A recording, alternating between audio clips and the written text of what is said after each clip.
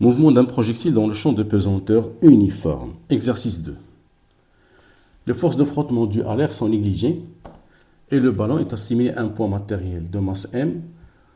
Alors, au cours d'une phase de jeu de football, un joueur attaquant, voyant la position avancée du gardien du but adverse, tente de marquer le but en lobant ce dernier. Le gardien du but se trouve à une distance d'égale à 5 mètres de la ligne du but. L'attaquant communique au ballon placé au point O, à une distance D de la ligne de but, une vitesse V0, dont la direction fait un angle θ avec l'horizontale. Donc le schéma, c'est ça. Donc la position du ballon initial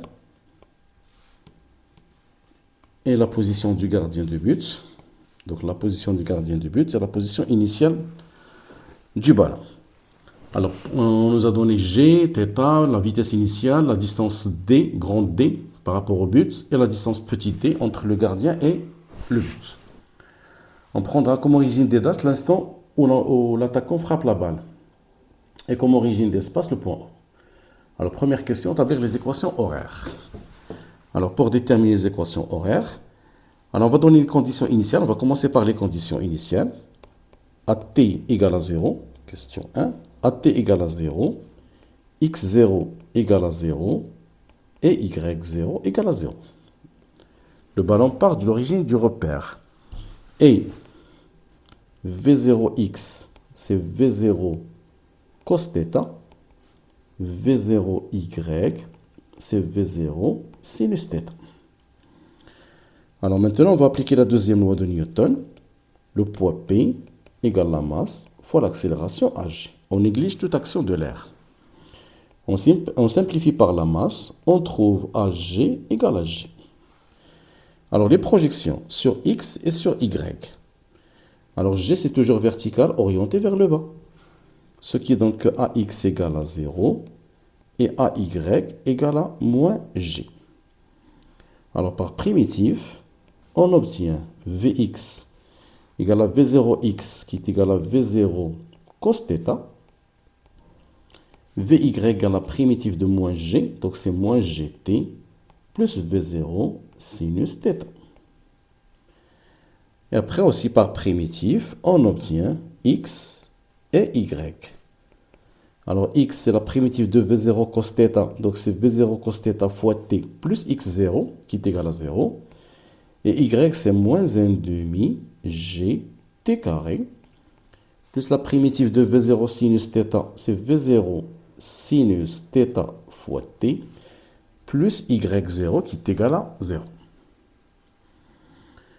Alors, question 2.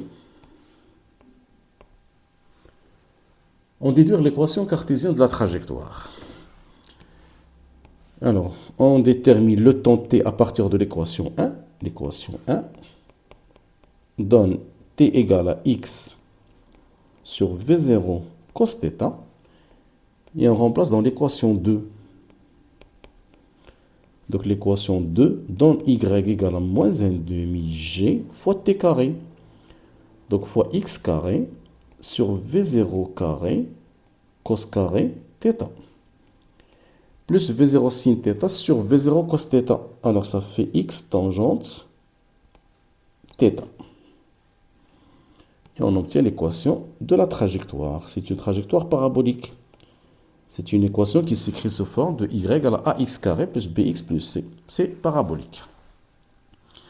Alors si on remplace par des valeurs numériques, on trouve y qui est égal à moins 1 demi. Alors g égale à 10 fois x carré sur la vitesse v0 qui est égal à 21 au carré fois cos θ. Θ c'est 30 au carré plus x fois tangente de 30. Donc on obtient une équation numérique. Y égale à moins 1,51 10 à la puissance moins 2 fois x carré plus 0,577 fois x. Et c'est l'équation numérique de la trajectoire. Alors, question 3. Déterminer petit a la date t à laquelle le ballon arrive sur la ligne de but. Alors, lorsque la balle est sur la ligne de but,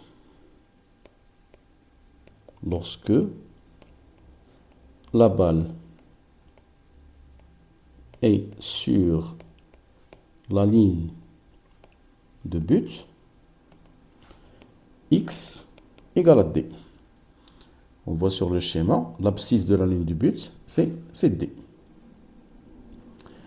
Donc, alors c'est x du but. Donc l'instant t d'arrivée au but, c'est x du but sur v0 cos θ.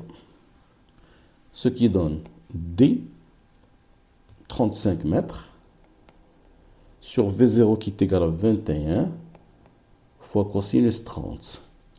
Donc l'instant d'arrivée au but, c'est 2 secondes. Donc il faut 2 secondes pour que la balle atteigne le filet. Question B. Alors, question B. La hauteur h par rapport au sol de à cette date. Alors, la hauteur h de là-bas, c'est y. H, c'est y au but. Donc, c'est moins 1,5 g fois t de but au carré plus v0 sinus θ fois l'instant t d'arrivée au but. Donc, moins g sur 2, donc c'est moins 5. tb, c'est 2 au carré. v0, c'est 21 fois sinus 30, le tout fois 2. Et on obtient h qui est égal à yb égal à 1 mètre. Donc, c'est la hauteur de la balle lorsqu'il arrive au filet. Question 4. À la date t égale à 0, où l'attaquant frappe le ballon, un défenseur de l'équipe du gardien qui se trouvait sur la même ligne que lui, à la distance petit d du but, s'élance sans vitesse initiale vers le but, avec une accélération qui est égale à 3 mètres par seconde. Il voudrait empêcher le but. Pour cela, il faut qu'il arrive avant le ballon sur la ligne de but. Son mouvement est rectiligne suivant l'axe OX. Alors, première question, montrer que l'équation horaire du mouvement du centre d'inertie du défenseur est x égale. Alors, ce défenseur va se déplacer sur l'axe des x. Donc, alors si on prend l'axe des x, alors si on prend cet axe comme axe des x,